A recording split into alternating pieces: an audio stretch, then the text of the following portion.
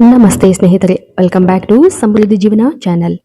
ಛೇ, ಏನೇ ಮಾಡಿದರೂ ಜೀವನದಲ್ಲಿ ಸಮಸ್ಯೆಗಳು ನಿಲ್ತಾನೇ ಇಲ್ಲ ಅನ್ನೋದಾದ್ರೆ, ಹಾಗಾದ್ರೆ ಈ ಒಂದು ವಿಡಿಯೋದ ಮೂಲಕ ನಿಮ್ಮ ಭಾಗ್ಯವನ್ನು ಬದಲಿಸುವ ಸಮಯದ ಬಗ್ಗೆ ತಿಳ್ತಾ ಹೋಗೋಣ.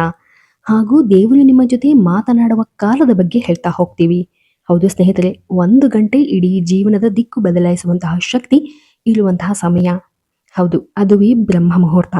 ಈ ವಿಡಿಯೋದಲ್ಲಿ ಬ್ರಾಹ್ಮಿ ಮುಹೂರ್ತದ ಮೂಲಕ ಏನೆಲ್ಲ ಪಡೆಯಬಹುದು ಹಾಗೂ ಈ ಸಮಯದಲ್ಲಿ ನಾವು ಏನನ್ನ ಮಾಡಿದರೆ ಹಣ, ಆರೋಗ್ಯ, ಕುಟುಂಬ ಸಮಸ್ಯೆಗಳಿಗೆ ಅಥವಾ ಇತರ ಯಾವುದೇ ರೀತಿಯಾದಂತಹ ಸಮಸ್ಯೆಗಳಿಗೆ ಹೇಗೆ ಸಹಾಯ ಮಾಡುತ್ತೆ ಅಂತ ಈ ಒಂದು ವಿಡಿಯೋದಲ್ಲಿ ತಿಳ್ತಾ ಹೋಗೋಣ.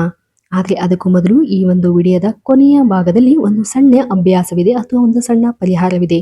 ಇದನ್ನು ಮಾಡುವುದರ ಮೂಲಕ ನೀವು ಒಂದು ಫಾಸ್ಟೆಸ್ಟ್ ರಿಸಲ್ಟ್ ಅನ್ನ ಪಡೆಯಬಹುದು ಸ್ನೇಹಿತರೆ. ಹಾಗಾಗಿ ಈ ಒಂದು ವಿಡಿಯೋವನ್ನ ಪೂರ್ತಿಯಾಗಿ ನೋಡಿ. ಬ್ರಾಹ್ಮಿ ಮುಹೂರ್ತವನ್ನ ಯಾಕೆ ಎಲ್ಲರೂ ಬೆಸ್ಟ್ ಅಂತ ಹೇಳ್ತಾರೆ? ನಿಜವಾಗ್ಲೂ ಅಂದುಕೊಂಡಿದ್ದನ್ನೆಲ್ಲ ಸಾಧಿಸಬಹುದಾ ಈ ಒಂದು ಸಮಯದಲ್ಲಿ? ಹೌದು, ಬ್ರಹ್ಮ ಎಂದರೆ ಬ್ರಹ್ಮಾಂಡ, ಮುಹೂರ್ತವೆಂದರೆ ಸಮಯ, ಅಂದರೆ ಬ್ರಹ್ಮಾಂಡದ ಒಂದು ಸಮಯ, ಯೂನಿವರ್ಸ್ನ ಸಮಯ ಎಂದು ಹೇಳಲಾಗ್ತದೆ. ಈ ಒಂದು ಸಮಯ ಮಾಡುವ ಕೆಲಸ ಅಗಾಧವಾದಂತಹ ಪರಿಣಾಮವನ್ನು ಬಿಡ್ತಾ ಹೋಗುತ್ತೆ. ಅದಕ್ಕಾಗಿ ಇದನ್ನು ಅಮೃತಗಳಿಗೆ ಅಥವಾ ಸಮಯ ಅಂತ ಹೇಳ್ತಾರೆ. ಸಾಮಾನ್ಯವಾಗಿ ಮನೆಗಳಲ್ಲಿ ಹಿರಿಯರು ಹೇಳಿದ್ದನ್ನ ನೀವು ಕೇಳಿರ್ತೀರಿ, ಶುಭ ಮುಹೂರ್ತಗಳಲ್ಲಿ ಕೆಲಸ ಮಾಡಿ ಅಂತ, ಶುಭವಾಗತ್ತೆ ಅಂತ. ಹೌದು, ಪ್ರತಿ ಶುಭ ಕಾರ್ಯವನ್ನು ನಾವು ಶುಭ ಗಳಿಗೆಯಲ್ಲಿಯೂ ಕೂಡ ಮಾಡ್ತಾ ಹೋಗ್ತೀವಿ. ಈ ಮೂಲಕ ನಮ್ಮ ಜೀವನದಲ್ಲಿ ಒಂದು ಶುಭವು ಆರಂಭವಾಗಲಿದೆ ಎಂಬುದರ ಅರ್ಥವೂ ಕೂಡ ಆಗಿರುತ್ತೆ. ಪ್ರತಿ 24 ಗಂಟೆಯಲ್ಲಿ 30 ಮುಹೂರ್ತಗಳು ಬರ್ತಾ ಹೋಗುತ್ತೆ. ಸೂರ್ಯೋದಯದಿಂದ ಆರಂಭವಾಗ್ತಾ ಹೋಗುತ್ತೆ. ಒಂದು ಮುಹೂರ್ತ 48 ನಿಮಿಷಗಳ ಕಾಲ ಇರ್ತಾ ಹೋಗುತ್ತೆ. ಹಗಲು 15 ಮುಹೂರ್ತಗಳು ಬಂದ್ರೆ ಇನ್ನು 15 ರಾತ್ರಿ ಸಮಯ ಬರ್ತಾ ಹೋಗುತ್ತೆ. ಹೀಗೆ ರಾತ್ರಿ 14ನೇ ಮುಹೂರ್ತವನ್ನು ಬ್ರಹ್ಮಿ ಮುಹೂರ್ತವೆಂದು ಹೇಳಲಾಗ್ತದೆ. ಅಂದರೆ ಸೂರ್ಯೋದಯಕ್ಕೂ ಮುನ್ನ 2 ಮುಹೂರ್ತಗಳು ಮೊದಲು ಬರುತ್ತವೆ, ಅದುವೇ ಬ್ರಾಹ್ಮಿ ಮುಹೂರ್ತವಾಗಿರುತ್ತೆ. ಸೂರ್ಯೋದಯ 6 ಗಂಟೆಗೆ ಅಂದರೆ 15ನೇ ಮುಹೂರ್ತ ಬರುವುದು 5:12 ಅಥವಾ 5:12ರಿಂದ 6 ಗಂಟೆ. ಹೌದು, ಈ ಒಂದು 48 ನಿಮಿಷ ಅಂದರೆ ರಾತ್ರಿ 14ನೇ ಮುಹೂರ್ತ ಬರುವುದು 5:12ರಿಂದ 6 ಗಂಟೆ ಸಮಯ. ಈ ಒಂದು 48 ನಿಮಿಷಗಳ ಕಾಲವನ್ನು ಬ್ರಾಹ್ಮಿ ಮುಹೂರ್ತವೆಂದು ಹೇಳಲಾಗ್ತದೆ. ರಾತ್ರಿ ಸಮಯದಲ್ಲಿ 14ನೇ ಮುಹೂರ್ತ ಬರುವುದು ಅಂದರೆ 4:24ರಿಂದ 5:12ರವರೆಗೆ ಇರ್ತಕ್ಕಂತಹ 48 ನಿಮಿಷಗಳನ್ನ ನಾವು ಬ್ರಾಹ್ಮಿ ಮುಹೂರ್ತವೆಂದು ಹೇಳಲಾಗ್ತದೆ. ಇನ್ನೊಂದು ರೀತಿಯಲ್ಲಿ ನೋಡೋದಾದ್ರೆ ಸೂರ್ಯೋದಯದ 1 ಗಂಟೆ ಮುಂಚೆ, ಸೂರ್ಯೋದಯದ 1 ಗಂಟೆ 36 ನಿಮಿಷದ ಮೊದಲು ಬರ್ತಕ್ಕಂತಹ ಒಂದು ಮುಹೂರ್ತವೇ ಈ ಒಂದು ಬ್ರಾಹ್ಮಿ ಮುಹೂರ್ತವಾಗಿರುತ್ತೆ. ಅಂದ್ರೆ ಸೂರ್ಯೋದಯದ 48 ನಿಮಿಷಗಳ ಮೊದಲೇ ಸಮಾಪ್ತಿ ಆಗುತ್ತೆ ಎಂದು ಕೂಡ ಹೇಳಲಾಗ್ತದೆ. ಈ ಒಂದು ಸಮಯವನ್ನು ತುಂಬಾ ಶುಭ ಹಾಗೂ ಅದ್ಭುತ ಸಮಯವೆಂದು ಹೇಳಲಾಗ್ತದೆ. ಪ್ರತಿನಿತ್ಯದ ಜೀವನದಲ್ಲಿ ನಾವು ಮಾರ್ನಿಂಗ್ ರಾತ್ರಿ ಮಲಗುವವರೆಗೂ ಸಮಯಕ್ಕೆ ತಕ್ಕಂತೆ ಕೆಲಸವನ್ನ ಮಾಡ್ತಾ ಹೋಗ್ತೀವಿ. ಒಮ್ಮೆ ಸಮಯ ತಪ್ಪಿದಲ್ಲಿ ಇಡೀ ದಿನದ ಕೆಲಸ ಅಸ್ತವ್ಯಸ್ತವಾಗಿ ಗಡಿಬಿಡಿಯಾಗಿ ಉಂಟಾಗ್ತಾ ಹೋಗುತ್ತೆ. ಇದೇ ರೀತಿ ನಿಸರ್ಗವು ಕೂಡ ದೇವರು ನಮ್ಮ ಜೀವನದ ಒಂದು ಶಿಸ್ತಿಗೆ, ನಿಯಮಕ್ಕೆ ತಕ್ಕಂತೆ ಅದ್ಭುತವಾದಂತಹ ಸಮಯವನ್ನು ನೀಡಿದ್ದಾನೆ. ಅದುವೇ ಬ್ರಾಹ್ಮಿ ಮುಹೂರ್ತ. ಈ ಒಂದು ಸಮಯದಲ್ಲಿ ಹೇಳೋದ್ರಿಂದ ನಮ್ಮ ಮಾನಸಿಕ ಆರೋಗ್ಯ, ದೇಹದ ಆರೋಗ್ಯಕ್ಕೂ ಉತ್ತಮವೆಂದು ಹೇಳಲಾಗ್ತದೆ. ಈ ಒಂದು ಸಮಯವನ್ನು ನಮ್ಮ ಜೀವನದ ಸುಂದರಗೊಳಿಸಿಕೊಳ್ಳುವಂತಹ ಒಂದು ಹೆಬ್ಬಾಗಿಲು ಅಂತಾನೆ ಹೇಳಬಹುದು.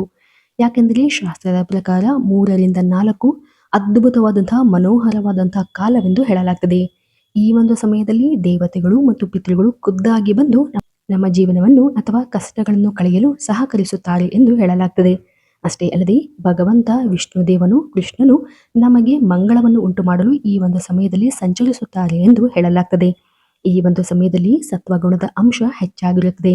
ಅಷ್ಟೇ ಅಲ್ಲದೆ ಈ ಒಂದು ಬ್ರಹ್ಮ ಮುಹೂರ್ತದಲ್ಲಿ ಸ್ನಾನ ಮಾಡುವುದರಿಂದ ಗಂಗಾ ಸ್ನಾನದ ಫಲವನ್ನು ನೀಡುವುದು ಎಂದು ಕೂಡ ಹೇಳಲಾಗ್ತದೆ. ಈ ಒಂದು ಸಮಯದ ಒಂದು ಗಾಳಿಯು ಕೂಡ ಅದ್ಭುತವಾದಂತಹ ವಾಯು ಎಂದು ಹೇಳಲಾಗ್ತದೆ. ಈ ಒಂದು ಸಮಯದಲ್ಲಿ ಅಂದರೆ 48 ನಿಮಿಷಗಳ ಕಾಲ ಒಂದು ಮ್ಯಾಜಿಕ್ ರೀತಿಯಾಗಿ ಕೆಲಸ ಮಾಡ್ತಾ ಹೋಗುತ್ತೆ. ಇದು ಒಂದು ಸೃಷ್ಟಿಯ ಸಮಯವೆಂದು ಕೂಡ ನಾವು ಹೇಳಬಹುದು.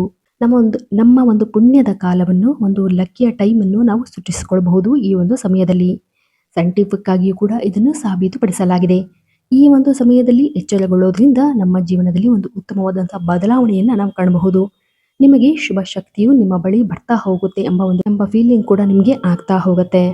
ಹಾಗೂ ಯಾವುದೇ ರೀತಿಯಾದಂತಹ ಒಂದು ಉತ್ತಮ ಕೆಲಸಕ್ಕಾಗಿ ನಿಮ್ಮನ್ನು ಪ್ರೇರೇಪಣೆ ಮಾಡಲು ಈ ಒಂದು ಸಮಯದಲ್ಲಿ ನೀವು ಎಚ್ಚರಗೊಂಡು ಕೆಲಸವನ್ನು ಆರಂಭಿಸಬಹುದು. ಹಾಗೂ ಈ ಒಂದು ಸಮಯದಲ್ಲಿ ನಕಾರಾತ್ಮಕ ಶಕ್ತಿ ಮಲಗಿ ಸಕಾರಾತ್ಮಕ ಶಕ್ತಿ ಎಚ್ಚರಗೊಳ್ಳುತ್ತದೆ ಎಂದು ಹೇಳಲಾಗ್ತದೆ. ಹಾಗೂ ಈ ಒಂದು ಸಮಯದಲ್ಲಿ ನಾವು ಓದುವುದು, ಧ್ಯಾನ ಮಾಡುವುದು, ಪೂಜೆ ಮಾಡುವುದು ಅಥವಾ ಇತರ ಒಳ್ಳೆಯ ಕೆಲಸಗಳನ್ನು ಮಾಡುವುದರಿಂದ ಹೆಚ್ಚಿನ ಸಕ್ಸಸ್ ಅನ್ನು ನೀಡುತ್ತದೆ ಎಂದು ಹೇಳಲಾಗ್ತದೆ. ಹಾಗೂ ನಿಮ್ಮ ಯಾವುದೇ ಒಂದು ಸಂಕಲ್ಪ, ಇಚ್ಛೆ, ಗುರಿ ನೆರವೇರಬೇಕು ಅನ್ನೋದಾದ್ರೆ ಸಂಕಲ್ಪ ಪೂರ್ವಕವಾಗಿ ಪ್ರತಿನಿತ್ಯ 21 ದಿನಗಳ ಕಾಲ ನಿರಂತರವಾಗಿ ಕೇವಲ 10 ನಿಮಿಷ ಪೂರ್ತಿ ವಿಶ್ವಾಸದಿಂದ ಪ್ರಾರ್ಥನೆಯನ್ನು ಮಾಡುವುದರಿಂದ ನಿಮ್ಮ ಎಲ್ಲ ಇಷ್ಟಾರ್ಥಗಳು ಮತ್ತು ನಿಮ್ಮ ಗುರಿಯನ್ನು ಸಂಕಲ್ಪದೊಂದಿಗೆ ನೀವು ಈಡೇರಿಸಿಕೊಳ್ಳಬಹುದು. ಈ ಒಂದು 21 ದಿನಗಳ ಕಾಲ ದೃಢವಾಗಿ ನಂಬಿಕೆಯಿಂದ ಈ ಒಂದು ಬ್ರಾಹ್ಮಿ ಮುಹೂರ್ತದಲ್ಲಿ ನೀವು ಒಂದು ಉತ್ತಮವಾದ ಕೆಲಸವನ್ನು ಮಾಡೋದ್ರಿಂದ ನಿಮ್ಮ ಜೀವನದ ಒಂದು ಉತ್ತಮವಾದಂತಹ ಗಳಿಗೆಯನ್ನು ನೀವು ಸೃಷ್ಟಿಸಿಕೊಳ್ಳಬಹುದು. ಅಂದರೆ ಈ ಒಂದು ಬ್ರಾಹ್ಮಿ ಮುಹೂರ್ತದಲ್ಲಿ ಎದ್ದು ಸಾಧ್ಯವಾದರೆ ಸ್ನಾನ ಮಾಡಿ ಮುಖವನ್ನು ತೊಳೆದು ಒಂದು ನಿರ್ದಿಷ್ಟ ಸ್ಥಳದಲ್ಲಿ ಕೂತು ಧ್ಯಾನಾಸಕ್ತರಾಗಿ ನೇರವಾಗಿ ಕುಳಿತು ಶಾಂತವಾಗಿ ಕುಳಿತು ನಿಮ್ಮ ಇಷ್ಟ ದೇವರವನ್ನು ಅಥವಾ ಗುರುವಿನ ಚಿತ್ರವನ್ನು ಸ್ಮರಿಸಿಕೊಂಡು ಏಕಾಗ್ರತೆಯಿಂದ ಧ್ಯಾನ ಮಾಡುವುದರಿಂದ ಅಥವಾ ಸರಳ ಮಂತ್ರಗಳನ್ನು ಬಂದರೆ ಮಂತ್ರಗಳನ್ನು ಸ್ಮರಿಸುವುದರಿಂದ ಸಾಧ್ಯವಾದಷ್ಟು ಸಮಯವನ್ನು ನೀವು ಧ್ಯಾನ ಮಾಡುವುದರ ಮೂಲಕ ಕಳೆಯುವುದರಿಂದ ನಿಮ್ಮ ಎಲ್ಲ ಇಷ್ಟಾರ್ಥಗಳು ನೆರವೇರಿಸಿಕೊಳ್ಳಬಹುದು. ಅಥವಾ ನಿಮ್ಮ ಇಚ್ಛೆಯನ್ನು ಹೇಳುವುದರಿಂದ ಅಂದರೆ ಮ್ಯಾನಿಫೆಸ್ಟೇಷನ್ ಅನ್ನು ಈ ಒಂದು ಸಮಯದಲ್ಲಿ ಮಾಡುವುದರಿಂದ ಅಥವಾ 7 ದಿನಗಳ ಕಾಲ 7 ಬಾರಿ ನಿರಂತರವಾಗಿ ಹೇಳುವುದರಿಂದಲೂ ಕೂಡ ನಿಮ್ಮ ಇಚ್ಛೆ ಪೂರ್ತಿಗೊಳ್ತಾ ಹೋಗುತ್ತೆ. ಈ ಒಂದು ಅಭ್ಯಾಸವನ್ನು ನಿಮ್ಮ ಇಡೀ ಜೀವನವನ್ನು ಬದಲಾಯಿಸಬಹುದು ಸ್ನೇಹಿತರೆ. ಸಮಸ್ಯೆಗಳು ನಿಮ್ಮಿಂದ ದೂರ ಹೋಗುತ್ತವೆ, ಶಾಂತಿ ನಿಮ್ಮೊಳಗೆ ನಿಲ್ಲಿಸ್ತಾ ಹೋಗುತ್ತೆ. ಬ್ರಾಹ್ಮಿ ಮುಹೂರ್ತ ಎಂಬುದು ಒಂದು ಅದ್ಭುತವಾದಂತಹ ಶಕ್ತಿ. ಈ ಒಂದು ಶಕ್ತಿಯ ಒಂದು ಉಪಯೋಗವನ್ನು ಪಡೆದುಕೊಳ್ಬೇಕು ಅಂದರೆ ಈ ಒಂದು ಸಮಯದಲ್ಲಿ ಎದ್ದು ನೀವು ಚುರುಕಾಗಬೇಕು. ಹೌದು, ಬ್ರಾಹ್ಮಿ ಮುಹೂರ್ತ ಅನ್ನೋದು ಕೇವಲ ಒಂದು ಒಳಗಿನ ಸಮಯವಲ್ಲ, ಅದು ದೇವರು ನಿಮಗಾಗಿ ನೀಡ್ತಕ್ಕಂತಹ ಒಂದು ಭಗವಂತ ನಿಮಗಾಗಿ ಕೊಟ್ಟಿರ್ತಕ್ಕಂತಹ ಒಂದು ಅದ್ಭುತವಾದಂತಹ ಸಮಯವಾಗಿರತ್ತೆ ಹಾಗೂ ಒಂದು ಉತ್ತಮವಾದಂತಹ ಕೊಡುಗೆಯಾಗಿದೆ ಸ್ನೇಹಿತರೆ. ಹಾಗಾಗಿ ಈ ಒಂದು ಸಮಯದಲ್ಲಿ ನೀವು ಏನೇ ಮಾಡಿದರೂ ನೀವು ಅಂದುಕೊಂಡಿರ್ತಕ್ಕಂಥ ಕೆಲಸದಲ್ಲಿ ಸಕ್ಸಸ್ ಅನ್ನು ಕಾಣಬೇಕು ಅಂದರೆ ಈ ಒಂದು ಸಮಯದಲ್ಲಿ ನೀವು ಆಕ್ಟಿವೇಟ್ ಆಗಬೇಕು. ಹೌದು, ಇವತ್ತಿನ ದಿನ ಸರಳವಾಗಿ ನಾವು ಬ್ರಾಹ್ಮಿ ಮುಹೂರ್ತದ ಬಗ್ಗೆ ತಿಳಿಸಿದ್ದೇವೆ. ಈ ಒಂದು ಮಾಹಿತಿ ಇಷ್ಟವಾಗಿದ್ದಲ್ಲಿ ದಯವಿಟ್ಟು ನಮ್ಮ ಚಾನಲ್ ಅನ್ನು ಸಬ್ಸ್ಕ್ರೈಬ್ ಮಾಡಿ ಮತ್ತು ಲೈಕ್ ಮಾಡಿ. ಧನ್ಯವಾದಗಳು.